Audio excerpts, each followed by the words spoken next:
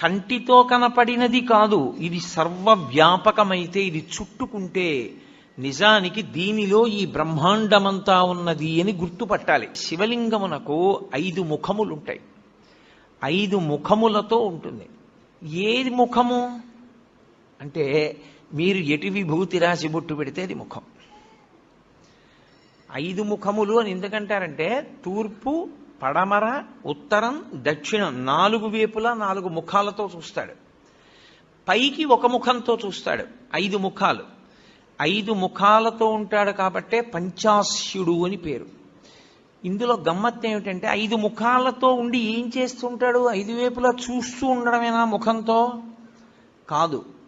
మీరు జాగ్రత్తగా గుర్తుపట్టగలిగితే శివాలయాలన్నింటిలోకి శివాగమంలో అత్యంత శ్రేష్టమైన శివాలయం, ఉత్తర క్షణంలో మీరు దర్శనం చేస్తే కోరికలను ఈడేర్చగలిగినటువంటి శివాలయం, దాన్ని మించి ఇంకొక శివాలయం ఉందని చెప్పడం సాధ్యం కాని శివాలయం పశ్చిమాభిముఖమైన శివాలయం.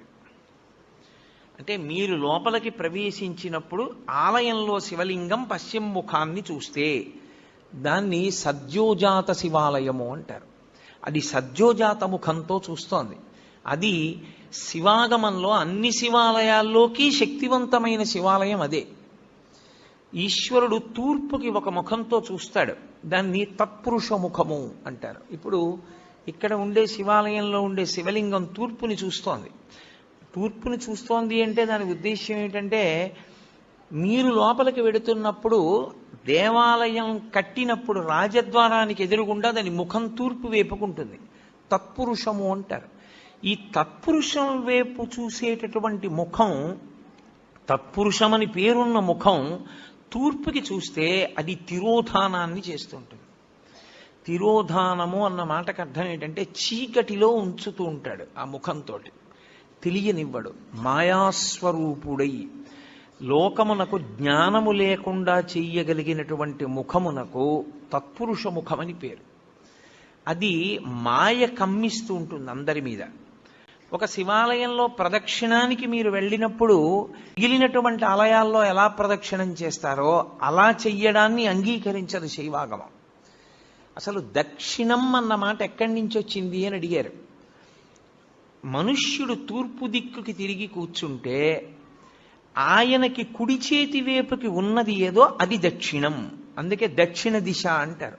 ఆయన దక్షిణ హస్తంతో ఇచ్చాడండి అంటారు.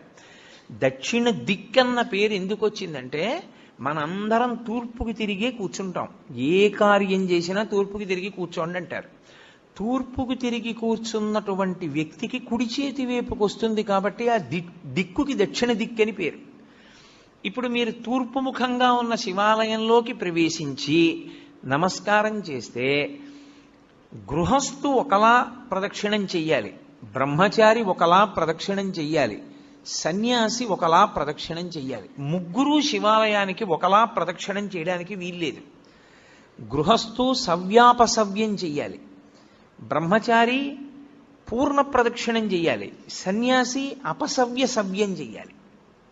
సవ్యాపసవ్యము అంటే గృహస్థ అయితే ఎడంచేతి పక్క నుండి తిరగాలి. ఎంతవరకు తిరగాలి? సోమసూత్రము కనపడే పర్యంతమే తిరగాలి. సోమసూత్రం అంటే శివాలయంలో అభిషేకం చేసిన తీర్థం బయటికి వెళ్ళిపోయేటటువంటి మార్గం. ఆ మార్గం కనపడుతోందనుకోండి, అభిషేక తీర్థం వెళ్ళడం కనపడుతోందనుకోండి, ఇక దాన్ని దాటకూడదు. గృహస్థు అక్కడ వరకే వెళ్ళి వెనక్కి తిరిగిపోవాలి. ఎక్కడ వరకు మళ్ళీ వెనక్కి తిరగాలి అంటే చండీశ్వర స్థానం వరకు తిరగాలి. చండీశ్వర స్థానం వరకు వెనక్కి వచ్చి మళ్ళీ వెనక్కి తిరిగి శివాలయంలోకి వెళ్ళాలి. అది గృహస్థు ప్రదక్షిణ. బ్రహ్మచారి అయితే, ఇప్పుడు నేను నా కొడుకు కలిసి శివాలయంలోకి వెళ్ళాము, సోమసూత్రం పైకుంది, నేను ఈ గుళ్ళోకే వచ్చాను అనుకోండి, కాసేపు తూర్పు ముఖంగా ఉన్న ఆలయానికి నమస్కారం చేసి ఎడం వైపు నుంచి వెళ్ళి ఎడమవైపు నుంచి నేను గుడికి ఇలా తిరిగాను. ఎడం వైపుకి గుడి ఎటుంటుంది? నా కుడి భుజం వైపుకుంటుంది. అంటే పూజనీయమైనవి కుడి భుజం వైపుకి ఉంచి ప్రయాణం ప్రారంభిస్తే ప్రదక్షిణం చేశాడంటారు. కుడి భుజం వైపుకు ఉంచి తిరుగుతున్నాను. చండీశ్వరుడి సోమసూత్రం వరకు వచ్చాను. బయటకుంది సోమసూత్రం, కప్పేసి లేదు. ఇక్కడ దేవాలయంలో కప్పబడి ఉంటుంది, పైకి తెలియదు సోమసూత్రం. పైకి ఉందనుకోండి, నేను ఇక దాటకూడదు, గృహస్థుని, నాకు వివాహం అయిపోయింది, అప్పుడు నేను వెనక్కి వెళ్ళిపోవాలి. వెనక్కి వెళ్ళి మళ్ళీ తిరిగి చండీశ్వర స్థానం దగ్గరికి రావాలి. నా కొడుకు వాడు బ్రహ్మచారి, వాడికి పెళ్ళి అవ్వలేదు ఇంకా, వాడు సోమసూత్రం దాటచ్చు. వాడు సోమసూత్రం దాటి గుండ్రంగా తిరిగి శివుడికి ఎదురుగుండా వస్తాడు. నేను సోమసూత్రం దాకా వెళ్ళి వెనక్కి వెళ్ళి చండీశ్వరుణ్ణి చూసి చండీశ్వరుడి దగ్గర నుంచి మళ్ళీ తిరిగి శివలింగం దగ్గరికి వస్తాను. నాకు అది ప్రదక్షిణం, బ్రహ్మచారికి అది ప్రదక్షిణం. సన్యాసి వస్తే సన్యాసి సవ్యం చేయకూడదు, ఇలా ఎడం పక్క నుంచి వెళ్ళకూడదు, కుడి పక్క నుంచి తిరిగి పూర్ణ ప్రదక్షిణం చెయ్యాలి. శైవాగమం అలాగే చెప్పింది, అలాగే చెయ్యాలని చెప్పింది. కాబట్టి శివాలయంలో ప్రదక్షిణము అందరికీ ఒక్కలా ఉండదు. శివాలయంలో ప్రదక్షిణం చేసేటప్పుడు పదఘట్టన వినపడకూడదు. మీ అడుగుల చప్పుడు కాని వినపడిందా ప్రదక్షిణం చేసేటప్పుడు మహాపాపం వేస్తారు ఖాతాలో. పాదాల చప్పుడు వినపడకుండా ప్రదక్షిణం చేస్తే పరమశివుడు అంత ప్రసన్నుడవుతాడు. శివాలయంలో ప్రదక్షిణం చేత వచ్చేస్తుందంతే శక్తి అంతా. ఎలా ప్రదక్షిణం చెయ్యాలని అడిగారు.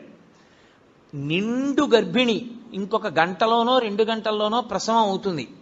కిందంతా బిందెతో నూనె పోసేశారు. ఆమెకు ఒక పెద్ద బింది ఇచ్చి నీళ్లు చంకలో పెట్టారు, డొక్కలో. ఆమె పట్టుకుంది. ఇప్పుడు ఆ నూనె ఉలికిపోయిన నేల మీద నడుస్తోంది.